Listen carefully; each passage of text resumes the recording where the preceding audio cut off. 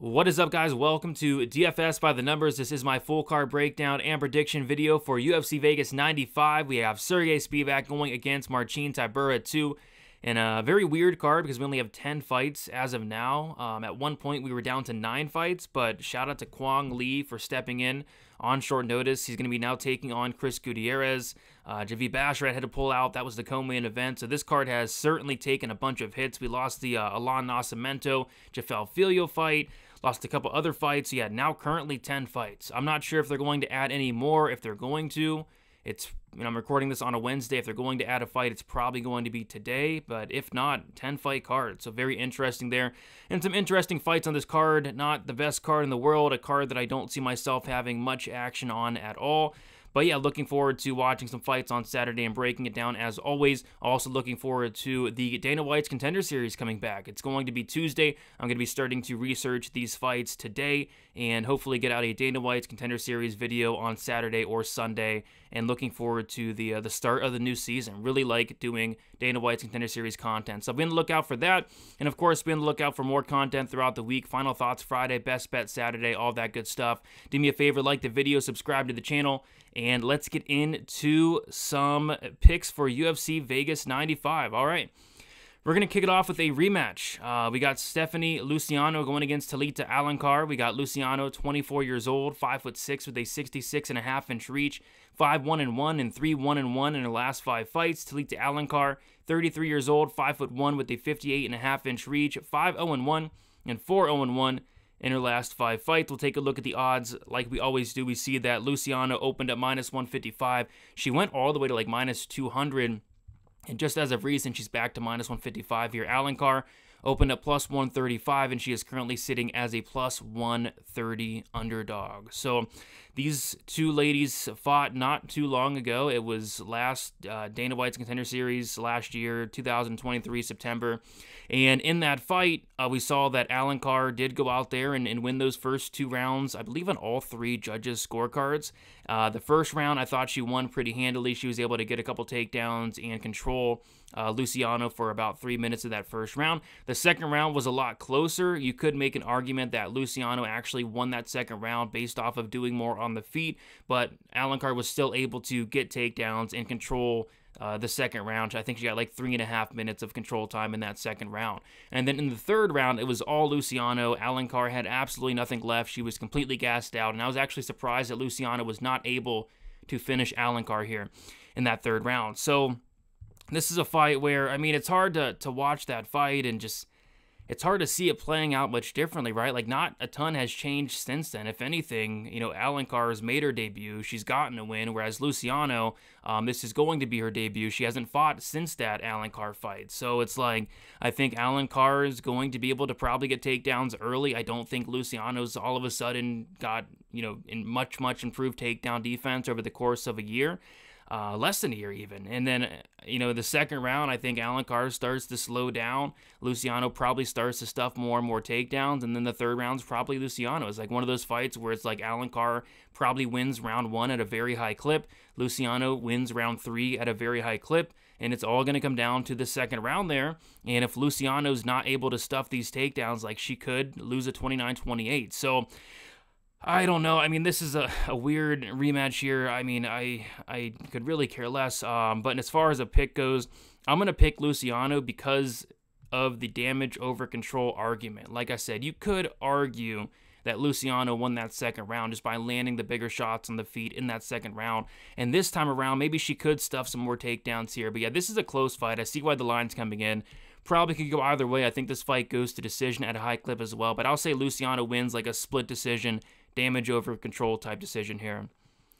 Next, we have Youssef Zalal going against Jarno Errens. We got Youssef Zalal. He's 27 years old, 5'10" with a 75-inch reach, 14-5-1 and 4-0-1 in his last 5 fights. Jarno Errens, 29 years old, 5'11" with a 73-inch reach, 14-5-1 as well, and 2-3 in his last 5 fights. We'll take a look at the odds here. Youssef Zalal is the biggest favorite on the entire card. He opened at -285. He's currently -415. Jarno Errens opened up +245. He's currently a +315 underdog, and I think a lot of that has to do with just how great Youssef Zalal looked in his fight against Billy Quarantillo. This is a guy in Youssef Zalal who Didn't have a ton of success in his first stint in the UFC. I think he went 3-3-1 in the UFC. The wins aren't over the best competition, like Slippery Pete Barrett was in there, Austin Lingo, guys like that. The losses were against great competition, though. Lost to Sean Woodson, Sungwoo Choi, not the best loss, but Ilia Topuria, no shame in that loss whatsoever.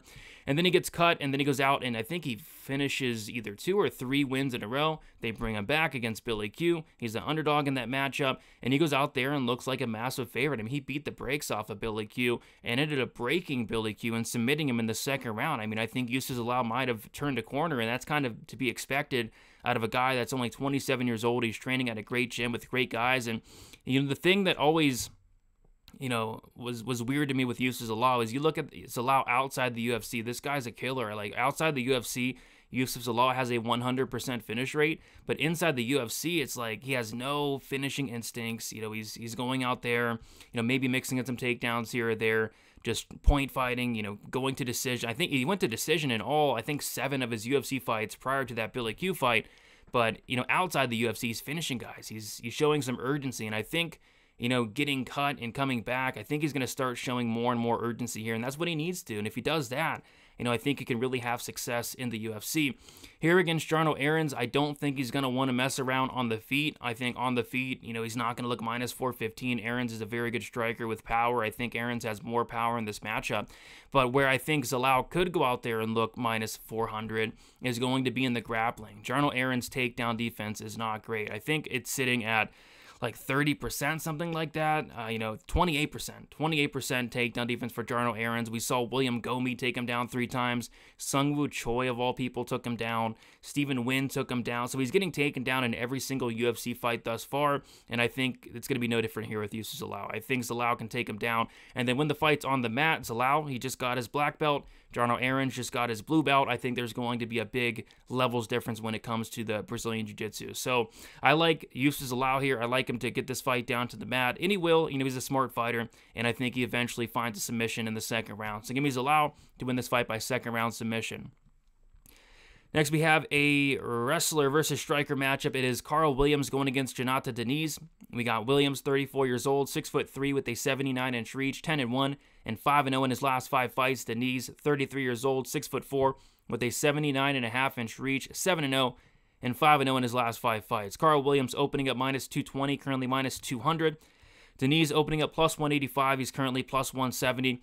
See, I feel like this fight can really go one of 2 ways. Either it's a Karl Williams 30-27 fight that's just horrible to watch, terrible. He gets a takedown in every round and lays on Diniz and does nothing and wins a 30-27. Or Diniz at some point in this fight touches the chin of Karl Williams. And I'm kind of leaning towards the dog here in Diniz because, of course, as we know, every fight does take place standing from the beginning. Karl Williams is going to have to take him down, and I think he could take him down. We saw Austin Lane, of all people, take down Diniz, but, we've seen a lot of these Karl Williams fights. Yes, he's able to get takedowns, but we also see Karl Williams being content to go out there and strike with some of these guys, and he can kind of get away with it with some of these guys like Bresky, and even Bresky was having some big moments. Guys like Tafa. But, I think that when this fight is on feet, Diniz is going to be very, very live to land a big shot and potentially get Karl Williams out of there. So I just feel like this line probably should be closer because it's like, yes, Williams has a clear path, but so does Diniz. Diniz's path is taking off Karl Williams' head at some point in this fight. So I'm going to take Diniz here. Don't have a ton of confidence in it, to be honest, but I'm going to take Diniz to win this fight by second round knockout. I think he finds that shot at some point in this fight. Diniz, second round knockout for me. Next, we have Karol Rosa going against Pannie Kianzad. We have Karol Rosa. She is 29 years old, 5'5", with a 67.5-inch reach, 17-6 and 2-3 in her last 5 fights. Pannie Kianzad, 32 years old, 5'7", with a 66-inch reach, 16-8 and 3-2 in her last 5 fights. Rosa opened up minus 180. She is currently minus 200. Kianzad opened up as a plus 155 underdog. She's currently plus 170. And yeah, I think there's a lot of reasons to like Karol Rosa here. You know, Karol Rosa, she's going to be 3 years younger. And then what I always liked about Karol Rosa is that elite volume. Like, she's landing over 6 significant strikes per minute. She's going to be the better grappler in this matchup. We've seen Kianzad struggle with the grappling. Kianzad's been tapped out 3 times. Karol Rosa is either a brown belt or a black belt in BJJ. So yeah, I feel like on the feet, Kianzad's not a bad striker, but it's going to be Karol Rosa who's going to be coming forward, just landing more. And then I also feel like all the grappling upside is on the Karol Rosa side as well. So I just feel like there's a lot of avenues for, you know, Karol Rosa to go out there and get this win and win it by decision. I think this fight probably does go to decision. I think Karol Rosa has 7, 8 fights in the UFC. All of them have went to decision, and I don't see, you know, anything different here. I think for me, it's Karol Rosa by decision, just doing more, mixing in the grappling and winning it on the scorecards. Moving on. We got Charlalampos, Grigoriou going against Toshiomi, Kazama. We got Grigoriou, 32 years old, 5'7", with a 67.5-inch reach, 8-4, and 4-1 in his last 5 fights. Kazama, 27 years old, 5'7", with a 69-inch reach, 10-4, and 2-3 in his last 5 fights. We have Grigoriou opening up -215. He's currently -250, and Kazama opening up +185. He's currently +210. So yeah, I think it's should be a pretty easy fight for Grigoriou here. Like Toshiomi Kazama, I'm not sold on the guy. I mean, since coming into the UFC, he's looked atrocious, but, you know, to his credit, he went out there against Rinya Nakamura. That's not an easy matchup, but getting finished by Rinya Nakamura, not the best look in the world, because it looks like Rinya Nakamura can't finish anybody nowadays, but still, you know, not the worst look in the world. Getting knocked out by Garrett Armfield, again, not the worst look in the world. It's just how he looked in those matchups. I mean, it's like he's going out there just having 0 success whatsoever. He has no striking to speak of, and I don't think he's going to all of a sudden become a decent striker. He just has no striking. He's going to be at a massive striking disadvantage here. The wrestling doesn't look good, and the wrestling doesn't look translated up at this level. So, you know, Grigoriou's a guy that's training with, you know, Marab, Sterling, and those guys. Like, I think he's going to be more than capable of, you know, being able to stuff the takedowns coming his way against Kazama, right? And then once this fight's on the feet, it's going to be just about as one-way traffic as you can imagine. So I have to go Grigoriou here. The one thing that it's like, you can't be too confident in this guy. I mean, this guy's cardio is not great. I think he has about 5 to 7.5 minutes of good cardio. He's one of those guys that can, like, fight through it, but I don't like the body language as the fight goes on.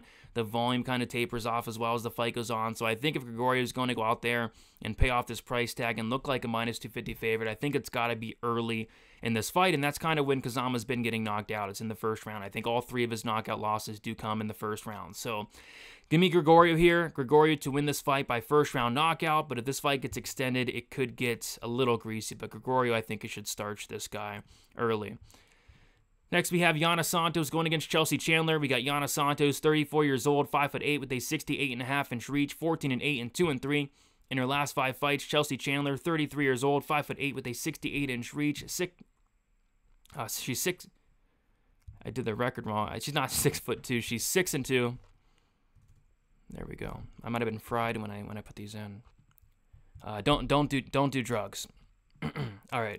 So she's 6-2 and 4-1 in her last 5 fights, and this is one where I'm just not going to overthink it. So I feel like a trap I usually fall into is, you know, you tape the fight. It's like you plan out a path to victory for a fighter, and in this case, in theory, you know, Chelsea Chandler has a path to victory here in terms of getting takedowns, control time against Yana Santos, because Yana Santos has been getting taken down and controlled in a lot of her fights. But then you look at who Yana Santos is getting taken down and controlled by, and it's fighters like Holly Holm, who would beat the brakes off of Chandler.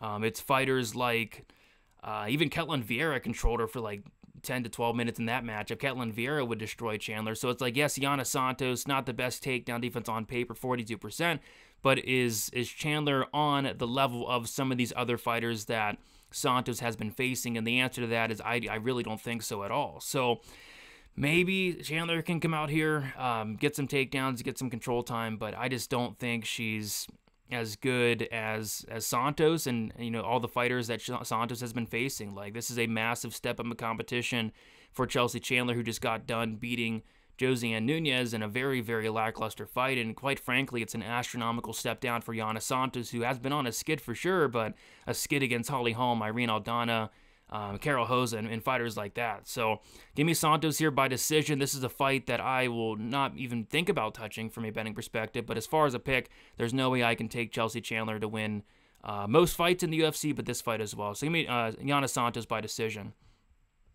Moving on, we have the short notice replacement, Quang Lee, stepping in for Javid Basharat, and he's taking on Chris Gutierrez. We got Gutierrez, 33 years old, 5'9", with a 67-inch reach, 25-5-2, and 3-2 in his last 5 fights. Quang Lee, 32 years old, 5'6", with a 70-inch reach, 8-0 and 5-0 in his last 5 fights. Chris Gutierrez opened up as a minus 350 favorite. He's currently minus 370, and Quang Lee opened up plus 285. He's currently plus 305. Quang Lee's not bad. He's 8-0, 5 knockout wins. He comes forward. He's fun to watch. Can mix in takedowns here or there. It's just this is a very, very, very tough ask for Quang Lee. Chris Gutierrez, I think he has the takedown defense to keep this standing. I don't. I'd be shocked if this fight hit the mat.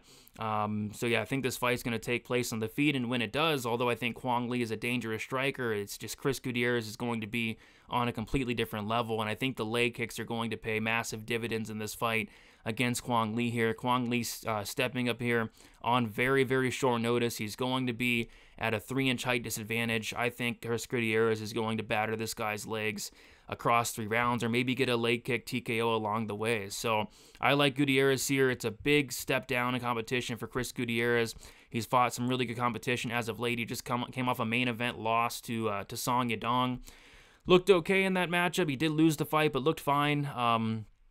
And then he went out there and beat Alatang Lee, beat Frankie Edgar. He has some good wins on his record. So, yeah, this is going to be probably Chris Gutierrez's easiest fight in a pretty long time, I'd say. So, yep, give me Chris Gutierrez here. I'll say like a second round TKO via leg kicks. I think he beats this guy's legs up, and I don't like the short notice release. So Chris Gutierrez KO2 for me on that one.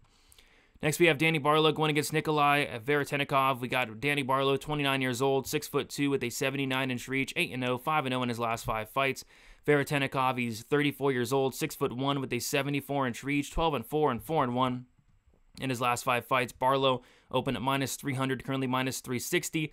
Veretennikov opened up plus 250. He's currently a plus 295 underdog.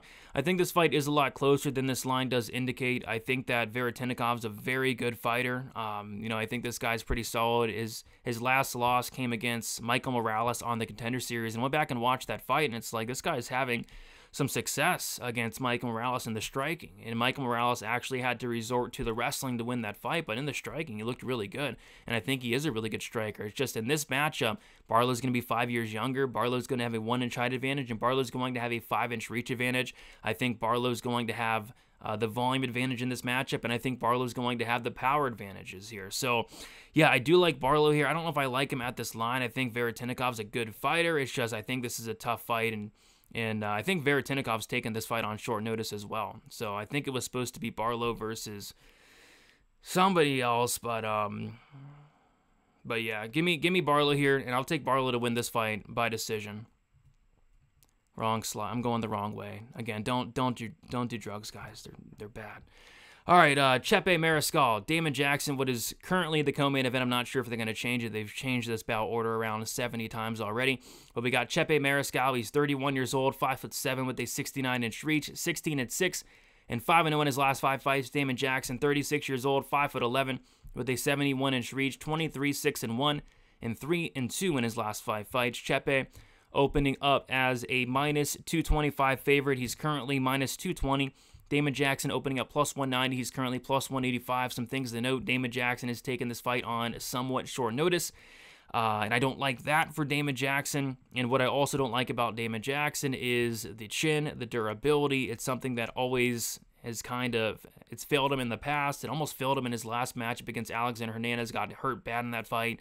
And he's 36 years old at this point, so Chepe is going to be the younger guy. I think Chepe is much more durable. I think Chepe's improving a lot as well. Like, you go back and watch some of these old Chepe Mariscal fights, and like, there's some things I don't like. Like, I don't like that Sean Soriano fight where Sean Soriano was taking down and controlling Chepe Mariscal across 15 minutes. I think that's a really bad look, and that's honestly giving Damon Jackson a path to victory here. With the wrestling, it's just I think at some point Chepe Mariscal was going to touch the chin of Damon Jackson. I'm not sure Damon Jackson coming in here on short notice is going to have the cardio to push a heavy pace, because this is going to be a heavy pace fight, right? Like, this is going to be an absolute car crash. Both these guys fight at a hellacious pace, and I can see Damon Jackson slowing down. We've seen it before in some of his other fights. So I think Chepe does win this fight. I think it's going to be I see why they put it as a comment. Like, this is going to be a really fun fight here. I'm going to take Mariscal to win this fight, and by decision, I guess. Like, I can see him having some big moments, maybe hurting Damon Jackson, but I think it's a back-and-forth war across 15 here. So give me Chepe to win this fight by decision. Should be a fun fight. Now we got the main event. It is Serghei Spivak going against Marcin Tybura at 2. We got Serghei Spivak, 29 years old, 6'3", with a 78-inch reach, 16-4, 3-2 in his last 5 fights. Marcin Tybura, 38 years old, 6'3", with a 78-inch reach, 25-8, and 3-2 in his last 5 fights. So we take a look at the odds. Opened up a pick of -110, which is where I personally think it should be. And we have Spivak now -155 and Tybura +135. I don't know if people are betting based off of who could play a better vampire in a vampire movie. If that's the case, I get the steam on Spivak. But if we're betting on who wins the fight, I think it should be a very, very closely lined fight. Like, a pick'em makes sense, because I can't go back and watch their first fight and think Spivak should be favored over Tybura here. I know that fight was 4 years ago at this point, but still, it was not the best look at all for Serghei Spivak. So the striking at distance, it was competitive. Spivak outlanded Tybura in 20-15 over 15 minutes.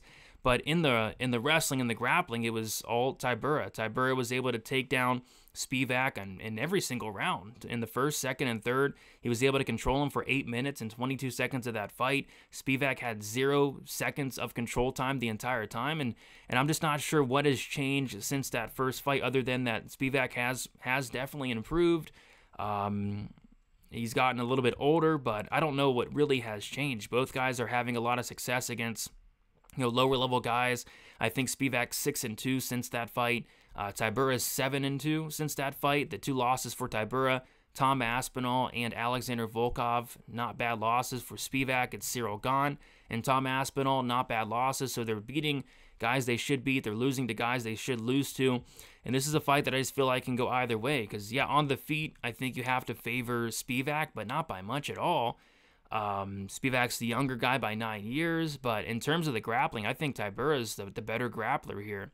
So I'm not sure Spivak's going to be able to take down Tybura and beat the crap out of him like he's been able to do against Augustus Sakai, who has no ground game, Derek Lewis, who has no ground game, Greg Hardy, who has no ground game. Tybura is a black belt, and I think Tybura has the better cardio here as well.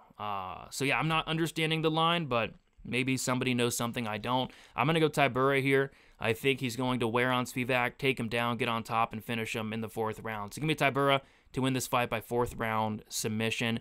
And there you guys have it. What a card. That was awesome. UFC Vegas 95. There you have it. 10 fights. Looking forward to it. Looking forward to next week as well. We have a pay-per-view card, which I'm looking forward to. And I think that's the Dricus Duplessis Israel Adesanya fight card, so that's going to be fun. And then, of course, we have Dana White's Contender Series coming up as well. Be sure to look out for the Dana White's Contender Series breakdown. Hoping to get it out Saturday or Sunday, maybe earlier, we'll see. Hopefully not later. Hopefully I get it done by at least at the latest Sunday there. Other than that, guys, like the video, subscribe to the channel, and best of luck for UFC Vegas 95. See you later.